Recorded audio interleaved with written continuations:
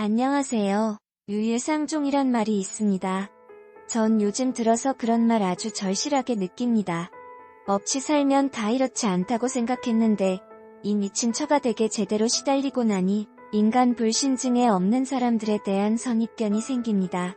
정말 저는 선입견 없이 살아오고 싶었고 오히려 그런 게 당연하다 생각했는데 제 말이 재수없게 들리시겠지만 한 번만 제 이야기를 들어봐 주세요. 전 평범하지 않지만 평범하게 살아왔습니다. 저희 부모님께선 어릴 때부터 서울에서 크게 도매상을 하셔서 서울 번화가에 빌딩도 한 채 소유하고 있으십니다. 그 외 다른 지역 쪽에는 작지만 몇 개의 상가들을 가지고 계시고요. 젊은 날에 고생을 하시고 운이 좋게 부동산 투자로 인해서 돈을 버셨다던 아버지는 저희에게 공부는 강요하시지 않았지만 돈에 대한 부분들은 철저하셨습니다. 모든 집안행하는 돈에서 나온다며 분개한 줄 모르고 흥청망청 쓰거나 인간 같지 않은 행동을 한다면 언제든 간에 바로 호적에서 파서 재산 따온 10원도 안 주시겠다던 말씀을 제가 중학생 때부터 종종 하시던 아버지, 저는 어릴 때는 그게 무슨 말인지도 모르고 고개를 그저 끄덕였습니다. 제가 나이 20살이 되어서부터는 대학 등록금과 원룸 오피스텔 전세만 구해주시고 오피스텔 관리비와 용도는 저보고 알아서 벌라고 하시던 그런 아버지, 그로 인해 저는 자연스럽게 어느 정도 돈의 귀중함도 알며 자라게 되었습니다. 그렇게 시간이 흘러 대학을 졸업하고 기업에 취직을 하여 다녔고 아버지는 그동안 저에게 참 잘 커줬다며 제 명의의 상가 건물 한 채와 아파트 한 채를 선물로 해주셨습니다. 그러면서 집도 있고 든든한 돈도 벌고 있으니 이제 결혼만 하면 아버지는 더 이상 노후 걱정이 없으시다며 저에게 결혼하시기를 많이 강요하셨죠. 그러나 저에게는 인연이 딱히 생기지 않았었습니다. 이번에 연애를 각각 2년 3년 정도를 하였으나 어느 정도 사이가 진전되고 나서 항상 문제가 되던 건 돈이더군요. 제가 한 달에 들어오는 돈이 회사 월급 말고도 엄청난 돈이 들어오는 것을 여자친구가 알게 되자 여자친구는 점점 저에게 돈적으로 서운함을 내비치곤 했습니다. 저는 그리 돈이 넘치는데 왜 자기에게는 그렇게 돈을 쓰지 않냐는 문제로 자주 싸웠습니다. 근데 솔직히 말하면 저는 회사 월급 내에선 거의 모든 돈을 연애에 쓸 정도로 많이 썼습니다. 제가 회사에서 받는 돈이 제 나이 또래에서 낮은 편도 아니었고요. 그 모든 돈을 제가 쓸 정도면 일반적으로 제 나이 또래 애들은 그냥 한 달 일해서 자기 여친한테 완전 다 가져다 바치는 수준이어야 가능합니다. 그럼에도 불구하고 여자친구의 욕심은 끊이지 않더라고요. 제가 가진 상가에서 나오는 돈은 저도 건들지 않고 미래를 위해서 모두 저축만 했었거든요. 사실 그것만 해도 진짜 엄청난 돈이었을 텐데도 뭔가 더 바라던 여자친구에게 질려서 다투고 끝내 헤어졌기에 그런 부분들을 한 번은 아버지에게 고민을 털어놓자 며칠 뒤 아버지가 선자리를 구해오셨습니다.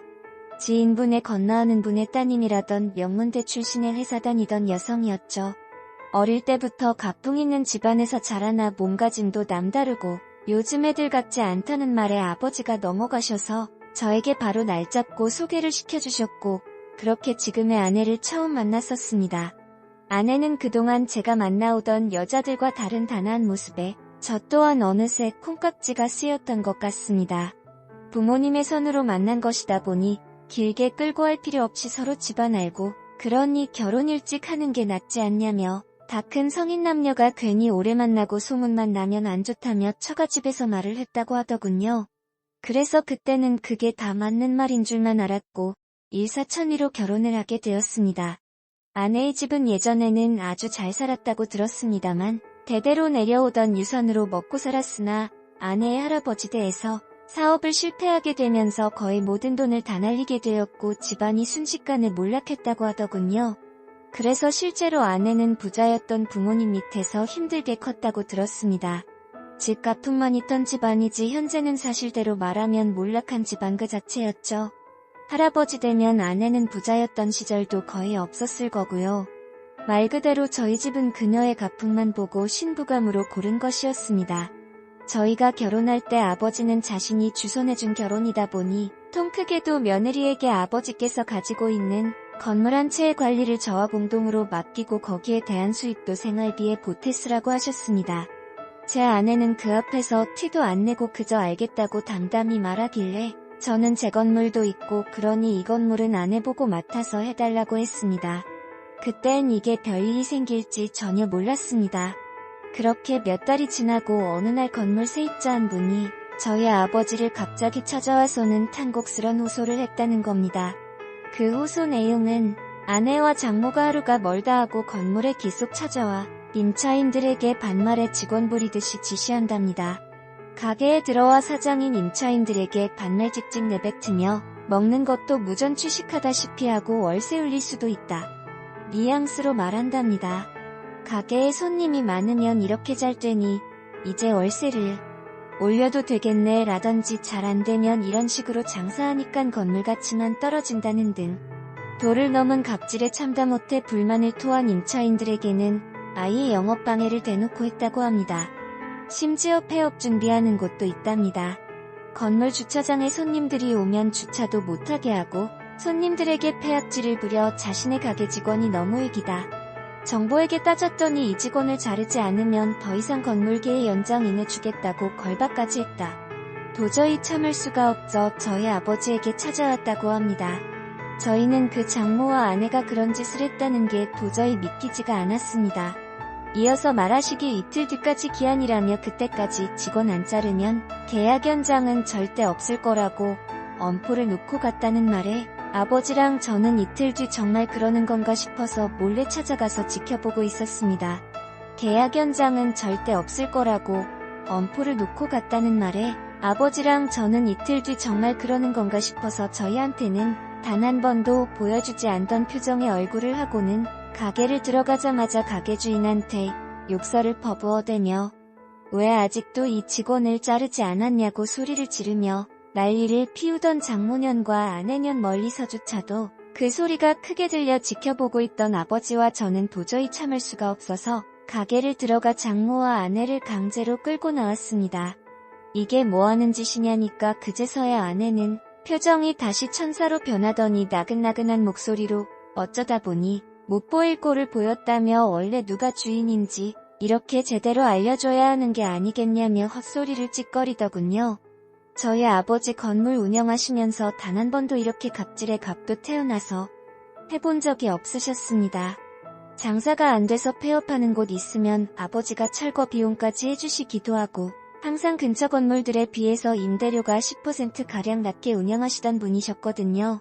아버지가 좋게 말씀을 이어가시자 인연들은 정신을 못 차렸는지 사돈 어른이 너무 사람이 좋아서 이렇게 건물주를 무시하는 거라고 자기가 이 기회에 버릇을 제대로 고쳐놓겠다는 말에 듣다 제가 너무 화가 나서 소리를 지르며 두 번 다시 이 건물에 찾아오지 말라고 당신들에겐 그 어떤 권리도 없으니 떠나라고 하자 장모는 갑자기 썩은 표정으로 확 바뀌며 말하길 자식 교육을 이따위로 시켰냐며 기가 차다는 저희 아버지에게 따지던 장모년 아버지도 더는 참을 수가 없었는지 딸 데리고 돌아가시라고 했습니다. 그러자 화가 치밀어 올랐는지 아내년을 데리고 가던 장모년, 그날 건물 사람들 이야기를 들어보니 그 년들 갑질에 모시겨 가게 운영 중단한 곳만 두 곳인데 평균 시세가 보증금 2,000에 임대료 300이던 곳을 나가겠다고 하자 장모년이 전화와서는 누구 맘대로 가게를 내놓고 누구 맘대로 같은 가격에 내놓느냐며 보증금 5,000에 임대료 400까지 올리라며 소리를 질러댔다고 하더군요. 그때부터 월세도 못 내고 보증금만 까먹고 있는데 철거에 원상복구만 하면 돈 준다고 했다 합니다. 어쩔 수 없이 그래서 철거해줄 업체 구하면 500만 원이면 해결할 문제를 몰딩이 어쩌니 하면서 자신이 아는 업체에서 하라며 그곳 견적이 1,500이 나왔다고 합니다. 그래서 터무니없이 비싼 가격에 따졌더니 계속해서 자기 말 안 듣고 안 따르면 소송하겠다고 꼬장을 피웠다네요. 아버지 밑에서 수십 년 장사하신 분도 계시고 짧게 하신 분들도 5년이 넘습니다. 그런 분들이 어찌나 억울한지 눈물을 흘리며 하소연하시더라고요. 그리고 세입금도 날짜도 안 되었는데 폐악질 부리며 받아가 쓴 돈도 있고 무슨 다단계 사기도 아니고 중간에 받아간 세입금 이외에도 저희 집에 안 걸리기 위해 이번 달 입금하면 받아갔던 돈은 돌려준다 하고 안 준 곳도 7곳이더군요. 알면 할수록 인간이하의 인성을 가진 것들이라 이런 집안과 더 이상은 엮이게 되면 안 되겠다 싶어서 결국 이혼 소송을 들어가게 되었습니다. 사치만으론 이혼 사유가 되게 어렵다 했었는데 다행히 인간성 최악인 인간들은 밑바닥을 드러내 여지를 주더군요. 카드와 대출을 얼마나 지고 들어왔는지, 저희 집 재산이 얼만데 거들먹거리며 온갖 돈을 다 끌어다 쓰며 놀아 제낀 것 같더군요. 그러면서 아내녀는 있는 돈 조금 쓴다고 문제냐며 자신의 빚 정도는 시댁의 힘이면 갚아줄 수 있는 거 아니냐는 말에 제가 어이가 없어서 이게 네 돈이냐고 내 돈도 아니고 부모님 돈이라고 그리고 설령 내 돈이라고 해도 네가 기여한 게 뭐가 있다고 그딴 소리를 당당하게 말하냐고. 너 같은 년 만나면 이 많은 돈도 1년이면 파산내겠다고 말했습니다. 그럼에도 불구하고 이 미친 처가 댁은 자신들이 뭘 잘못했는지도 이혼할 때까지조차도 모르더군요. 그렇게 1년도 못 가 제 결혼 생활은 파토가 났습니다. 이혼 안 하겠다는 걸 소송 다해서 그냥 쫓아냈습니다. 가뜩이나 망해서 못 살던 집안이 이젠 빚까지 자신들의 사치로 듬뿍 지게 되었으니 앞으로 뭐하고 살아갈지 기대가 되네요.